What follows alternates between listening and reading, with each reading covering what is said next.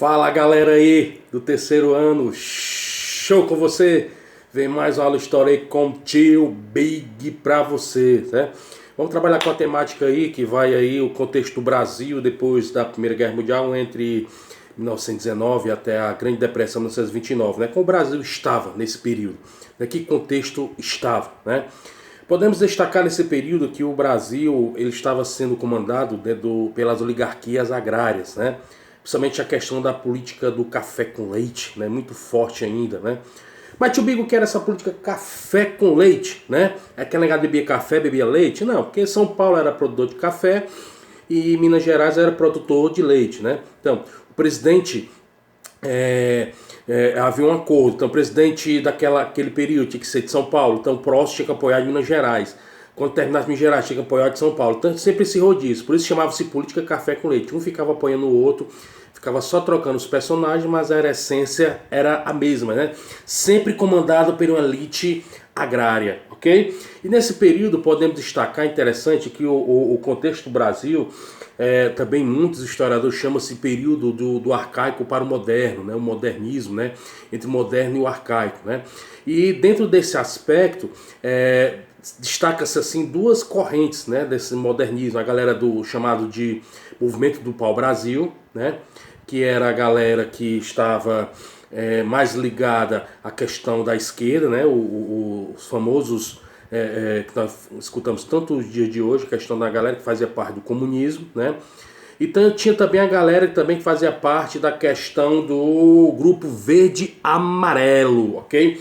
Era verde e amarelo, que era o que? A galera mais da direita, né? Que depois passaram a fazer parte do integralismo lá do Plínio Salgado, ok? Então, essas ideias modernistas podemos destacar que ela tinha as ideias assim de realmente um dos principais aspectos dessas ideias é acabar com as estruturas agrárias, né, que comandavam esse país, que estava a todo vapor, ou seja, dentro sempre nessa troca dessa política café com leite. E aí um dos objetivos dessa questão desse modernismo é acabar com essas estruturas politiqueiras agrárias, principalmente os grandes cafeicultores, ok? E aí tem vários aspectos nesse período. Vem lá a Semana da Arte Moderna, 1922, 14, 15 de fevereiro de 1922. Qual o objetivo dessa Semana da Arte Moderna? A arte moderna foi patrocinada até pelo governo do estado, né? Lá até pelo governo, pelo Washington Luiz, né? E essa Semana da Arte Moderna se veio o quê? Para mostrar através da arte das músicas críticas à questão da política agrária, né? A política que estava em contexto, né? Então já foi um avanço para isso, né? Outro também que aconteceu nesse período chamado de reação republicana, né? Que reação foi essa? A galera lá do Rio Grande do Sul, de Pernambuco e da Bahia se juntaram politicamente. Eles queriam ter um apoio civil da galera, e aí escolheram Nilo Peçanha para se candidatar contra Arthur Bernardes, que era apoiado pela elite agrária, né, que era o governador lá de Minas Gerais.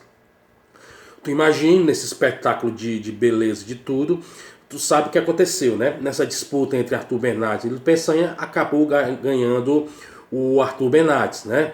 Ou seja, a política agrária conseguiu ter mais poder, ter mais força e conseguiu eleger Arthur Bernardes. Só que Arthur Bernardes estava também tendo conflitos com a área militar do exército, né?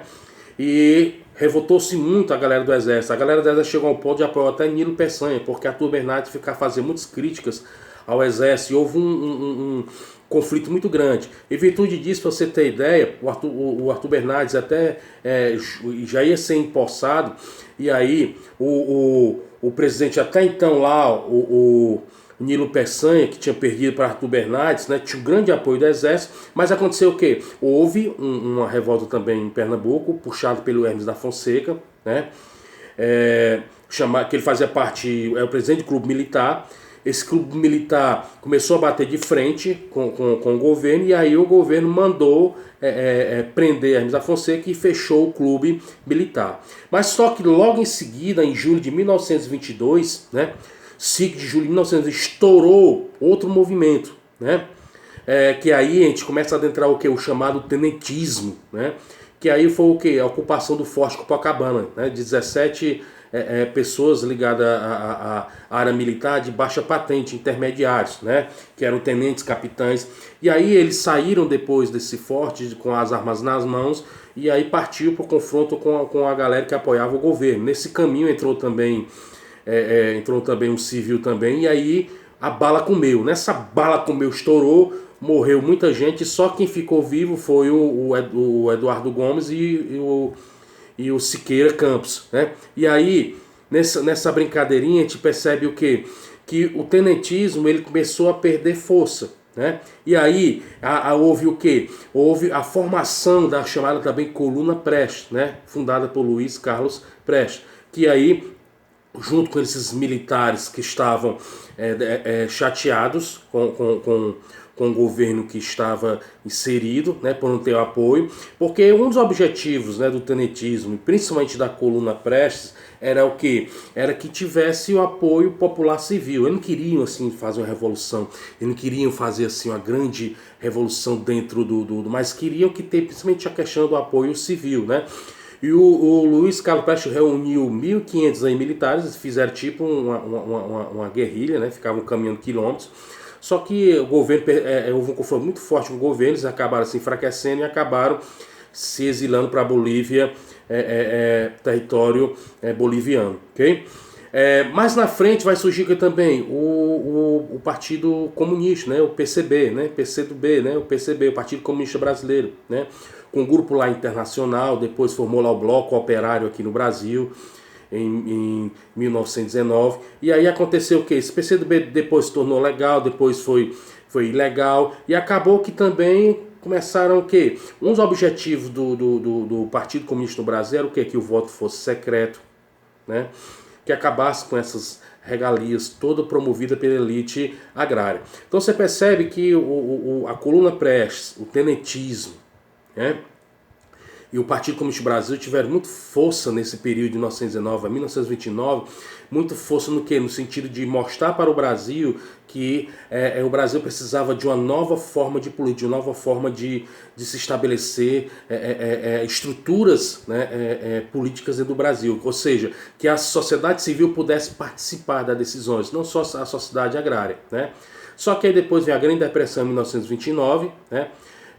Ao golpe, né, podemos dizer assim, estabelecido pelo Getúlio Vargas, aí o Brasil começa a entrar numa outra esfera histórica, política, a chamada Era Vargas, ok?